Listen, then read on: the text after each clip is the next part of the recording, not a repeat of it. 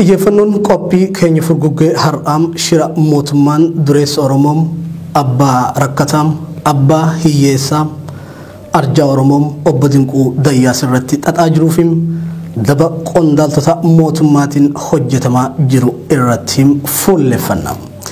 Mee osoo gara shira obbo Dinquu irratti xaxamaa jirutti hin seenin ijaarama caasaa fi hojii abbaa duulaam sirna gadaa Oromoo keessatti qoonni arjaan Oromoo Dinquu Dayyaasaa qabu maal akka ta'e haa ilaallu.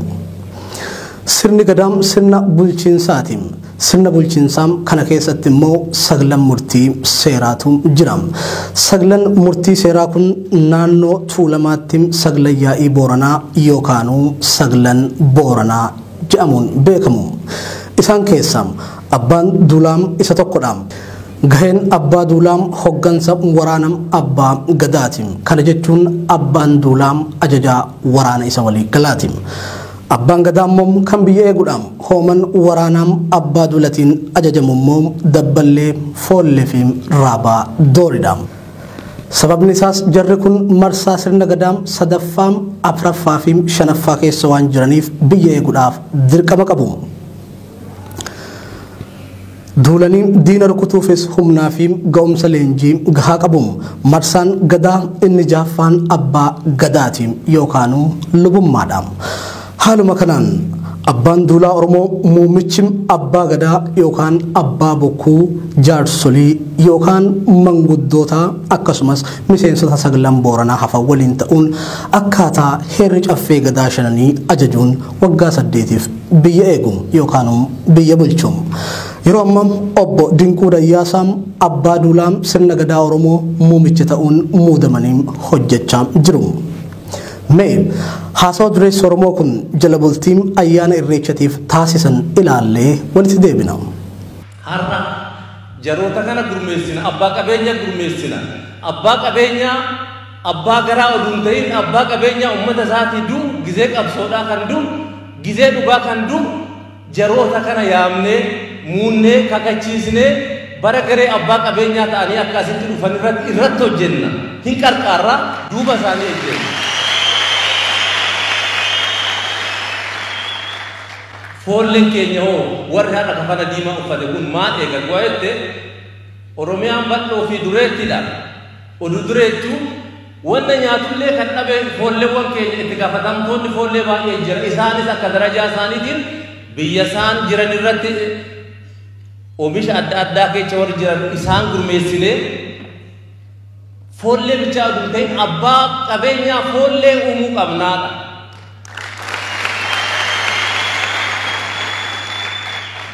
Kaayoo biraan qabu erga caasan abbootii gadaa abbaa duulaa jedhee na uume ani immoo abbaa duulaa kumaatamaan lakkaa'amu abbaa qabeenyaa uumuu qaba isa godhuudha.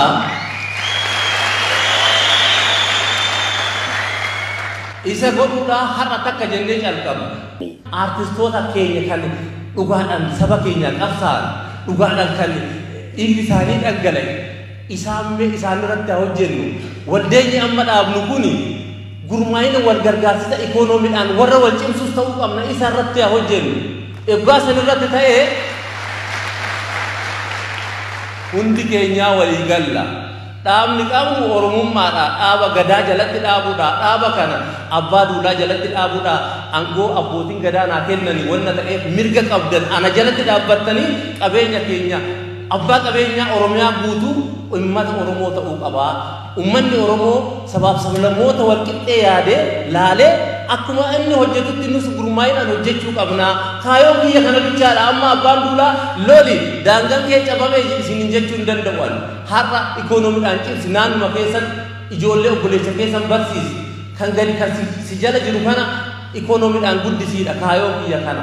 Isin hunduu abbaa qabeenyaa ta'uu qabdanii kanarratti qabsoon abbaan duulaa kan jedhu lollee dhiignee oduu hin ta'in qabeenyaan ummata keenya bulchuu qabna. Qabeenyi murteessaadha wanna ta'eefi har'a nama 40 maraqnee jirra. 40 san abbaa qabeenyatti akkamitti geeddarra wal mari'anna qabsoota keenya kan dhiigna isaanii dhangala'e isaanuma bichaadha kashoofnu abbaa garaa fi sagantaa adda addaatiin kan deemu hin barbaannu Oromummaa keenya cimsinee deemna. Kaayoon keenya kaayoo lamman qabatee beesa. Kanatti aansuudhaanis walitti qabaan abbootii gadaa Oromoom abbaa gadaam tuulamaa duraanii bayyanaa sanbatoom foollee Oromoom abbaa duulaa dinquu dayyaas jalatti ijaaramte yoo waadaa galchan ilaalla. Tokkummaa keenya cimsuudhaan uummata keenya aadatti galchuudhaan cimsuudhaan anu jalatti hafirree waan amanatti kenname kana gurmeessuudhaan tokkoomsinee obboleessa kiyya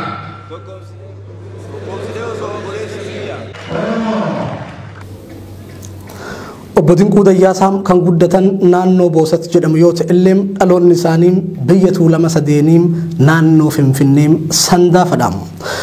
Obbo Dinquun sanyii warra abbaa maakoom warra abbichuum warra hangafa gimbichuu mana abbichuutiin. Gombechuun kan kuraa galaan jiddammoo ilma hangafam Tuulamaatiin.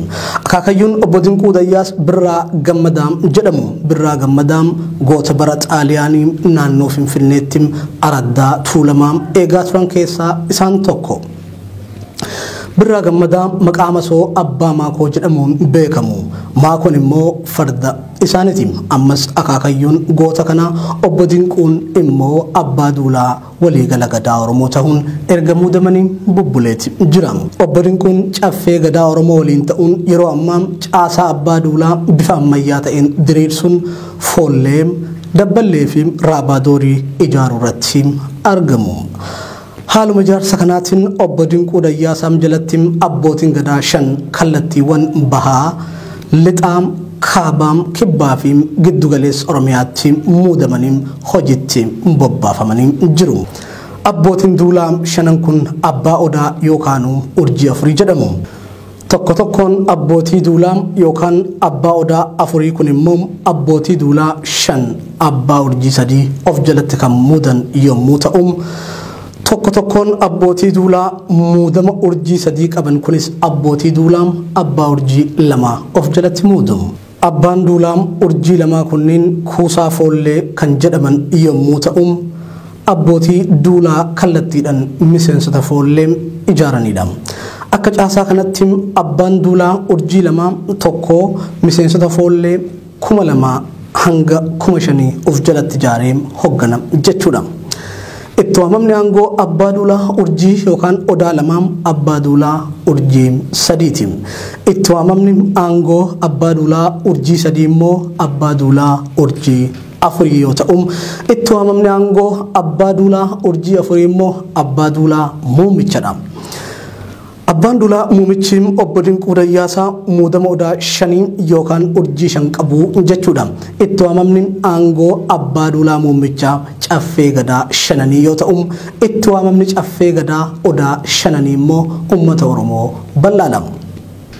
Yeroo ammaas abbaan duulaa odaa urjii 4 kan giddugaleessaa Atileet Fayyisaa Leellisaati. Atileet Fayyisaan yoo fudhanne caasan isaa akka armaan gaditti taa'a jechuudha. Odeeffannoon funaannanne kan addeessum Atileet Fayyisaa Leellisaa Obbo Dinquu Dayyaas jalatti abbaa duulaa giddugala Oromiyaa kan Finfinnee fi naannawa isiiti. Innis immoo abbootii duulaa abbaa urjii 3 5 karra Finfinnee 5 irratti of jalatti muuduun ijaaree jira. Foolleen keenya barrii jaanuunu eegaa guddaa godhaa jiranii foolleen sirriitti wal qindeessee wal tanaabbabeetoo akka gaariitti deemaa jiran. Uffanni kun kan ibsu uffata kan akkuma arguutas irraa urjiiwwan kun 5 jiru. Urjiiwwan 5 kun immoo odaawwan 5 Oromoo bakka bu'anii ani odaawwan 5 sana hoogganaa jechaadha. Kana ibsaa jechaadha moo wanti jiru kuni.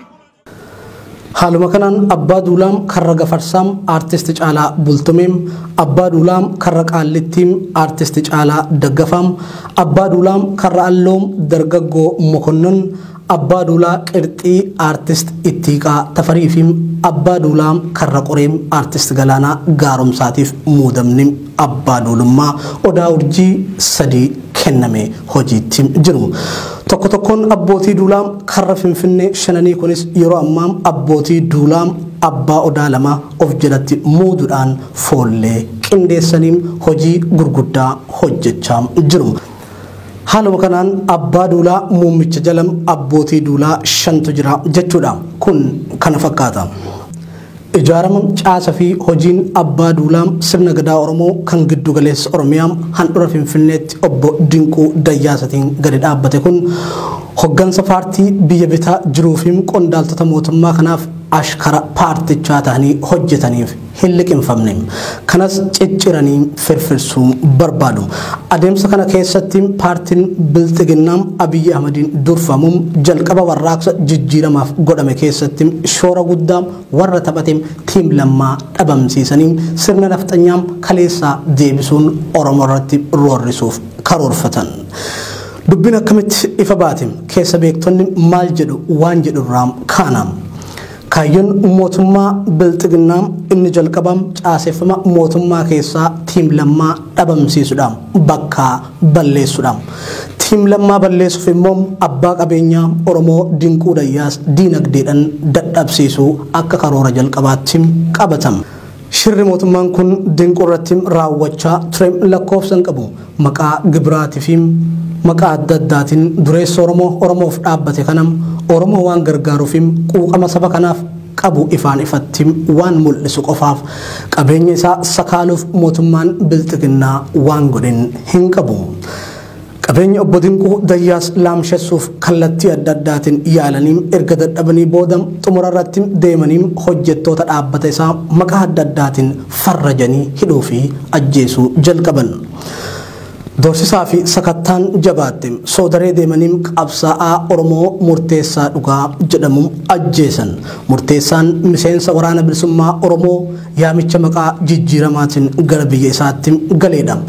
Jijjiiramaaf ce'umsa jedhamutti amaniin jireenya isaa fooyyeffachuuf soodareetti akkuma nama kamiiyyuu ramadamee osoo hojjechaa jiru badii tokko malee hidhattoota mootummaatiin ajjeefame.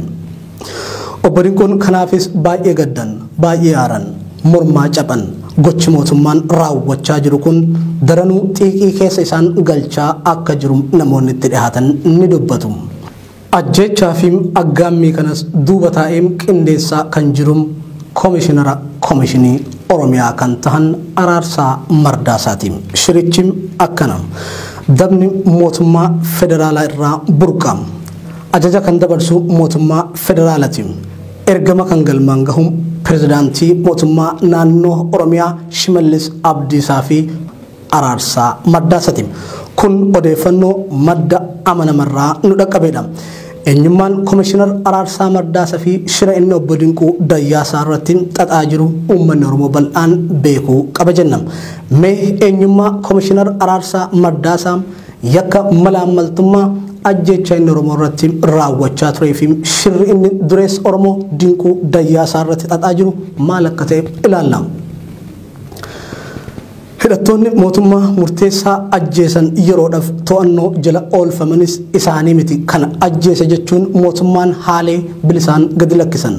Akka odeeffannoon keessa beektotarraa funaannanne addeessutti obbo Dinquun qophii galma barkumee erga dhoowwamanii boodam hoteela riizortii soodareetti sagantaa biraa qopheessuun foolleewwan 20,000f manni ijaaramee akka hiramu akkasumas sagantaan galateeffannaa qabsaa'ota wareegamaniin akka godhamu abbootii gadaa wajjin mari'achuun qopheessanii turan. Haa ta'u malee mootummaan akkuma barame hiika addaatti kennuun sagantichi akka haqamu taasifame. Torbee lama osoo hin guutin mootummaan naannoo Oromiyaa nama Araarsaa Mardaasaa jedhamuuf aangoo kennuun muude. Obbo Araarsaa Mardaasaa nama dhiiga ilmaan Oromootiin harka dhiqate nama wayyaanee wajjin ilmaan Oromoo hiisisaa ajjeesisaa turedha. Araarsaa Mardaasaa nama murteen du'aa isaan malu malee nama marcumni kennamuuf hin turre. Kanaaf immoo yakki inni bakka garaagaraatti yeroo hoggansarra turetti raawwate dokumantiidhaan kaa'ameetiin jira. Dokumentiin kunis gara fuulduratti gadhiifama. Fakkeenyaaf yeroo inni bulchaa aanaa sabbataa bara 2004 hanga bara 2005 turetti yakka adda addaa nama hojjetedha. Naannoo itti guddate Addis Salaamitti immoo namoota Oromoo nama lama ajjeesise. Bu'uurumarraa Araarsaa Mardaasaa nama barumsa hin qabnee fi ga'umsa hogganummaa hin qabnedha. itti gaafatamaan godina addaa tureem akkasumas yeroo godina shawaa bahaa bulchaa turettiin yakka ajjeechaa saamichaa fi gudeeddii hedduu Oromoo irratti nama raawwatedha. Ajjecha Salamuun Taaddasaa dhiheenya magaalaa Burraayyutti raawwatame kan duuba jiru Komishinar Araarsaa Mardaasaa akka ta'e shakkiin tokko malee beekamee jiraachuu iccitiin odeeffannoo arganne ni mul'isa. Egaa nama kana yeroo ammaa muudan Araarsaa Mardaasaa nama hamaadha. Quuqamaa fi sabboonummaa waan qabuuf fakkeessa. Garuu faallaa kanaatiin yeroo adda addaatti gooticha Oromoo abbaa qabeenyaa obbo Dinquu Dayyaasaa irratti yaalii ajjeechaa raawwataa ture. Har'as raawwachaa jira. Araarsaa Mardaasaa fi fakkaattonni isaa nama shakkii tokko malee ajaja Abiyyii fudhatanii Dinquu Dayyaasaa fi abbaa duulaa miidhuuf ramadaniidha jedha odeeffannoon iccitii nu dhaqqabe. Yeroo ammaas akkasuma miidiyaalee irraa akkuma argaa jirtan qabeenya arjaa Oromoo Dinquu Dayyaasaa laamsheessuuf itti yaadanii ta'e jedhanii hoteela riizortii Soodaree saamsanii cufanii jiru. Saamsamuun riizortii Soodaree mootummaa naannoo Oromiyaatiin haa raawwatamu malee ajajni mootummaa federaalaa irraa akka itti dabre keessa beektonni ifa godhaniiti jiru. Kunis immoo dhiibbaa siyaasaa fi aggaammii qora qalbii arjaa Oromoo Dinquu Dayyaasaa birraati irratti aggaamamedha. Ajaja kana fudhatanii sosso'aa warri jiran immoo garee Araarsaa Mardaasaa fi Shimallis Abdiisaatiin kaayyoon bilxiginnaam tiim lammaa balleessuudha. Tiim lammaa balleessuuf immoo obbo Dinquu Dayyaasaa diinagdeedhaan dadhabsiisuun kaayyoo isaanii tan duraati. Kaayyoo isaanii kana milkeessuuf immoo hoteela riizortii Soodaree keessatti hidhattoonni mootummaa yeroo garaagaraatti seenanii namoota tumuu kaan immoo ukkaamsanii hidhuu fi ajjeesuun dararaa raawwachaa turan. Namni isaan gaafatu hin jiru. Kanas duuba dhaabbatee kan raawwatu Komishinar Araarsaa Mardaasaati. Akkuma armaan olitti ibsamee qabsaa fi miseensa waraana bilisummaa Oromoo kan ta'e murteessaa dhugaa mooraa Soodaree keessatti osoo inni hojiirra jiru ajjeesan. Konkolaataan halluu gurraachaan konkolaataa obbo Dinquu Dayyaasaa itti fakkaachuun qabeenya nama biraan konkolaataa namoota 5 fe'ee deemutti rasaasa roobsuun lubbuu nama 2 galaafatanii jiru. Uummanni Oromoo dhugaa kana hunda gurraa qaba. Kan dhagahinis yoo jiraate dhagahuu qaba. Kan daawwachaa jirtan qophii furguggeeti. Qophiin furguggee ammas akkuma itti fufetti jira.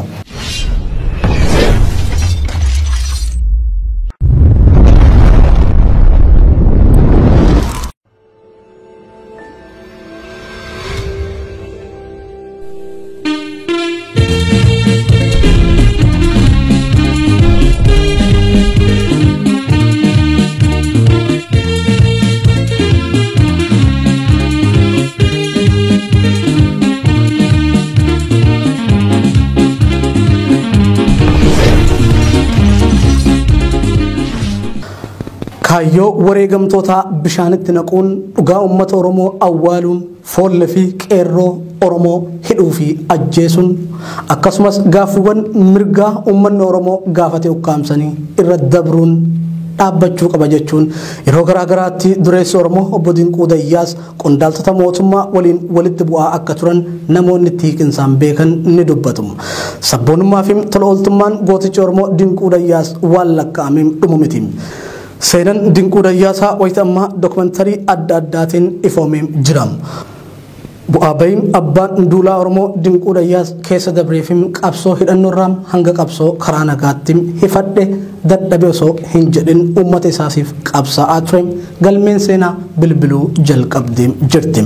Kanaaf Dinquun nama akkamiin akka ta'e dookumentarii OBS fi gullallee ilaaluun barachuu dandeessu. Xumura irratti tola ooltummaa Dinquu Dayyaasaa keessaa waan irra dabruun natti ulfaate tokko isinitti himeetan qophii teenya furguggee har'aam goolabam. Dinquu Dayyaasaa hawaasa horsiisee bulaa Karrayyuu aanaa Fantaallee jiraatu kan baroota hedduuf dagatamee tureef tola ooltummaa guddaam oole. Barattoota kumaatamaan kaffaltii malee bilisaan barsiisee eebbisiisaa ture. Har'as barsiisaa jira. Barsiisuu qofaa miti barattoota kanneen iddoo jireenyaa mijeessee fi akka isaan gadadoo jireenyaa keessatti hin kufne utubee jiraachisa. Kan eebbifame immoo ofuma isaatiif hojii ramada maatii barattootaas deemee jajjabeessa. Kanas waan viidiyoodhaan deeggarame laallee walitti deebina.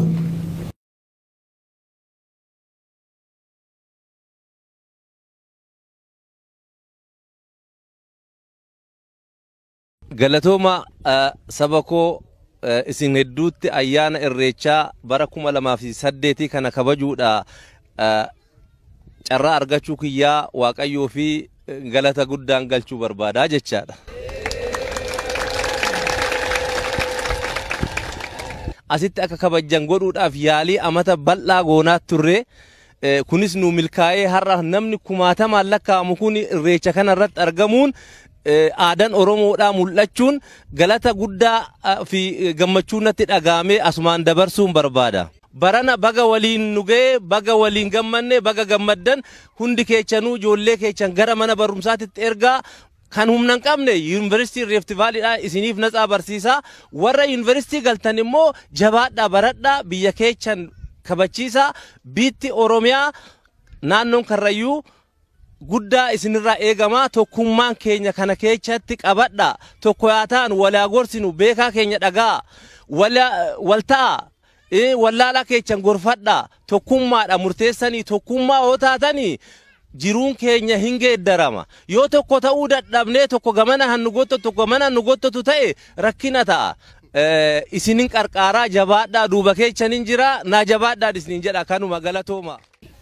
warra qabeenya Rabbi nu dubbise kuno gabbara engaddarra gargaarsa nu kennani fooyyanne inuu arganne gaadu midhaan adda addaa nu kennani inuu tunu galata Rabbiiti ganna baranaa roobne bara engaddaa roobne ganni baranaa roobne lafti dhiphatte Rabbiillee nu haa gargaaru Rabbi gaa kadhattuu nun godhini gargaarsa warra qabeenyaa kanaan gargaarsa dinquun farachi nu hojjetan nama ufii qabaatuun kanaaf dawaadha nama ufii qabaatuun naatee qabaatu wallala ralle nama beeku nama baasa beela ralle nama qabuun nama baasa ammallee gaa Rabbi wajjin ammallee qalbiin teenya garuma keessan eege Rabbi sallee haa kennu ammallee Rabbi isaa guddis ka duraan caala ammallee Rabbi isaa gargaaru ammallee Rabbi isaa guddis nullee waree isaa numa dhageenya nu gammachiisa jechi isallee nutti bareeda nu gammachiisa.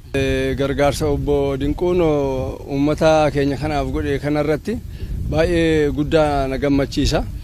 Namni kanaa namaa dhalachuun waaqa galanni haa ga'u jechuun barbaada lateeffachuu. Maaliif namni akkanatti nama ifiitti yaadu ijoollee teenya amma tana dura ijoollee teenya tabarattoota illee waan barattuun dhabde tana dura illee anillee ijoollee baay'een kara isaanitti fide nu gargaaran. Namni akkanatti immoo saba ifii quuqamee gargaaru kun ani wama godhuun dhabe malee nan galateeffadha. Isallee Rabbi isaa haa toluu nama moolammee isaati akkanatti quuqamu kana namni akkanaa bakka nama tokko taate malee argamu namni akkanaa kun namni saba ifiitii quuqamu namni lammii ifiitii quuqamu namni akka isaanii kun eessattuun argamu. Yeroo beelaf hongin hammaatummoo gargaarsa midhaan nyaataa fi zayitaa guutuu Oromiyaa keessatti raabsuun Rabbii gaditti lubbuu harka qalleeyyii Oromootaa tiksa. Arjaan Oromoo Dinquu Dayyaasaa qabeenya keenya malee takka qabeenya koo je'eem hin beeku. Qabeenyi obbo Dinquu Dayyaas qabeenya rakkataa Oromooti. Qabeenya aartistoota Oromooti. Qabeenya barattoota Oromooti. Qabeenya dhukkubsataa Oromooti. Qabeenya horsisee bulaam Oromooti. Qabeenya qotee bulaam Oromooti. Kanaaf uummanni Oromoo qabeenyi arjaa Oromoo Dinquu Dayyaasaa qabeenya Oromoo cufaa tahuu beektanii shiraa fi damni kallattii garaagaraatiin qondaaltota mootummaatiin duressa Oromoo Dinquu Dayyaasaa irratti raawwatamaa jiru akka dhaabbatuuf yeroo murteessaa kanatti sabni bal'aan Oromoo sagalee tahuun dirqama Oromummaa bahuu akka qabnu waamichi dhihaatee jira. Uummanni Oromoo bakka bakkaa kan foollee yaamne nama 1,200 kan yaamne biyya irraa naannoo irraa kafanaan itti buusne kun namoota isin hoggan immoo nama 40 yaamnee jirra isaanis galatoomaa jennaan argamanii jiran isaanuma kana abbaa qabeenyaa kan godhuu dandeenyu yeroodha amma han godhuu dandeenyu kana itti qabsoofne irratti duuna isin irratti duuna qabeenyi